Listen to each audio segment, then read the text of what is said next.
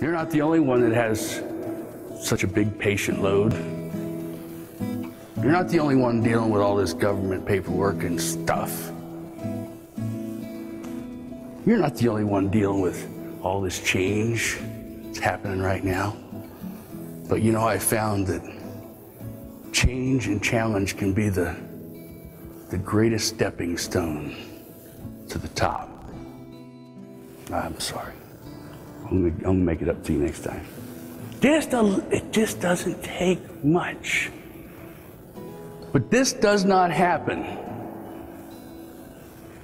unless you and I look at life and what we do with a passion. The key is think outside the self. You've heard think outside the box for 10 years, right? It's think outside the self. Individually, we overestimate what we can do by ourselves. But together, as a team, we underestimate what we can do. Become one and enjoy the fruits of making a difference together. And with two down, here is Hearn, who had his first big league hit in the second inning. He's a youngster who was drafted by Philadelphia. He had an appointment to the West Point Military Academy and decided to be a baseball player. He would have made an impressive-looking general. He's 6'3", 215. It's way back. It is going, gone, goodbye.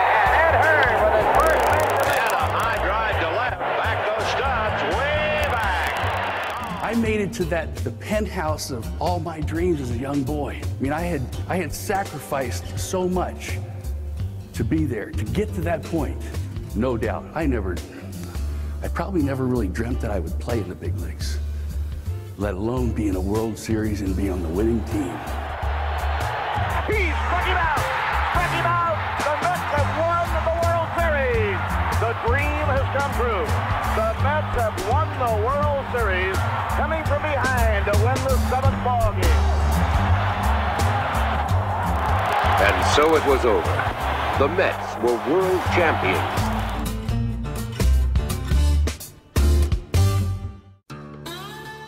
There's a couple of gifts I want to give to you, and one of them is a little perspective today.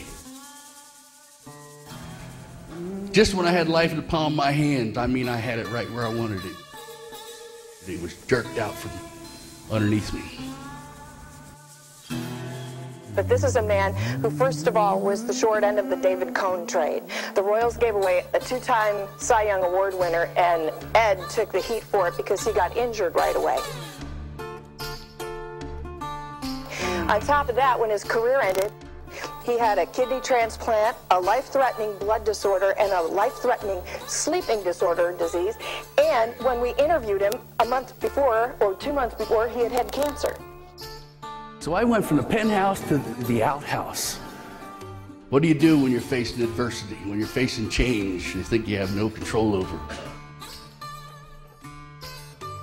I was feeling sorry for myself because life had thrown me a curve. This was potentially a strikeout curve. I was having the mother of all pity parties. But it was 3 o'clock in the morning. Shades were drawn. Door was shut. It was pitch black dark. I was only 1 year out of losing my career as an athlete. Why me? All the questions we all ask. Do you remember when we were kids, we had the parties and there was always a party pooper? Well, she came that night. The door to my hospital room swung open. The light from the hall filled the room.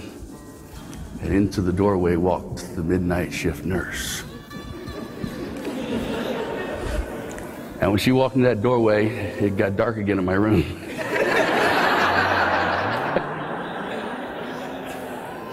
She reached over, she turned on the light to my room, and I realized why they only let her work the graveyard shift. She started heading over to my bed. She had this walk that just said something was not right. She pulled my chart out of the top of the bed. She looked down and said, "Boy, what's the matter with you?" Now, my first thought was, I hadn't been called boy in a long time. Quickly, though, my second thought was she'd call me anything she wanted to call me. He said, "Boy, you're feeling sorry for yourself, aren't you? Every once in a while, I see somebody like you. Boy, I've been working this war for 10 years. It makes me sick when I see somebody like you. You just got the gift of life, boy." She reached in her holster and grabbed that thermometer. And she was heading down checking tonsils or something.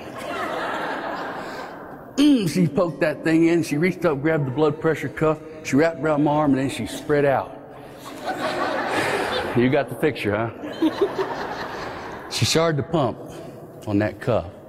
And she's looking right deep in my eyes. She said, "Boy, I'm going to tell you something my mama told me a long time ago."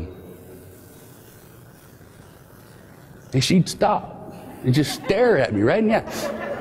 Y'all ever been through the Lincoln Tunnel? This was my view.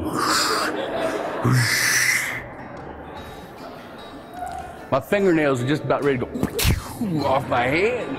I'm like, "Please, just get it out, babe. Come on." She said, "Boy, I grew up with nothing. But Mom and Dad told me, be thankful for the shoes I had, because someday I was going to meet the man with no feet. Boy, you better think about that."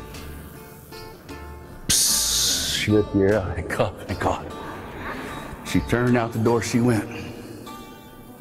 That lady gave me something very special. She gave me some perspective.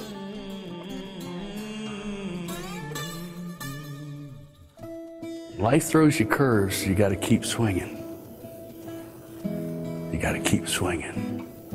Because you can't hit a home run sitting on the bench. Or worse yet, sitting in stands.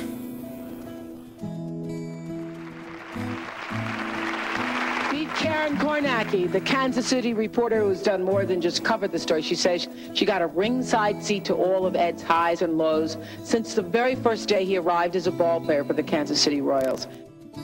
And welcome Ed and Trish Hearn. Conquering Life's Curves is the title of their book. There's a lesson in there for everybody, right, Ed, you say? You betcha, boy. You know, as a young boy, I had dreamed of being a big league ball player. That's all I wanted to do. And then things changed. You know, of course, as I travel around the country speaking today, I find that we all face changes in life. We face challenges, and fortunately, the things that happen in my life, I now am able to go out there and empower other people, share with them a message of hope and that we can overcome these challenges.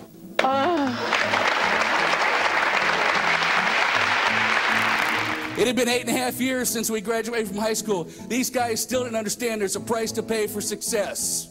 And as I watch these guys, they bounce from job to job, marriage to marriage,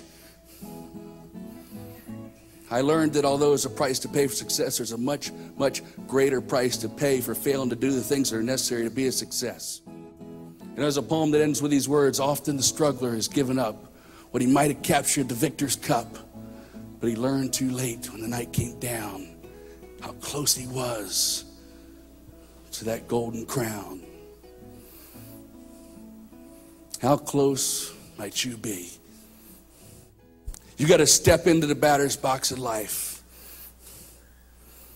and you got to swing and swing and swing. You want to be a leader here, you want to be a leader at home, you want to be a leader in the community, you have to earn it. You have to act like a leader, become a leader, gain trust, and then you can truly make a real difference in people's lives. That's when it becomes really fun. Management's not just about telling people where to go, how to do it, do this, that's wrong, this wrong, come on, get the job done, you're late, come on. It's about inspiring people to be the best that they can be. That's what it's about, but you have to earn that. You have to earn the opportunity to be in that role. You got to do your job, and then 3 little words. And then some. Average Joes aren't going to cut it. We need people, we need leaders to step up the plate and be leaders and be mentors.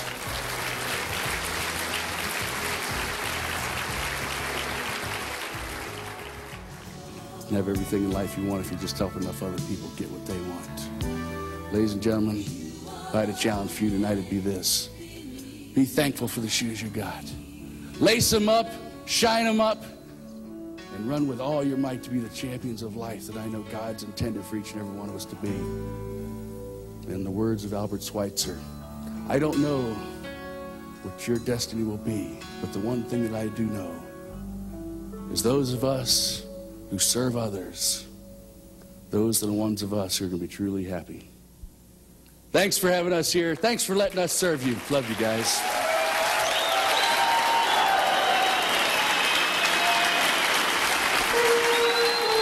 At an early stage in life, Ed Hearn has lived that which most other speakers can only talk about. He draws from these experiences insights which captivate and inspire his audiences. A dynamic storyteller and a powerful motivator, Ed blends reason with passion and adds a healthy dose of humor. As a keynote speaker, Ed has entertained and motivated a variety of audiences from some of the largest corporations in America. He has challenged them with concepts and ideas that, when put into action, have propelled individuals to new levels of success, both personally and professionally. But Ed doesn't stop there. He's accommodating and easy to work with, always willing to go the extra mile. He loves being personally involved with people, whether it's signing autographs, talking baseball, playing golf with your group, or even letting folks try on his World Series ring. His warm and personable style will leave each person he comes in contact with feeling special.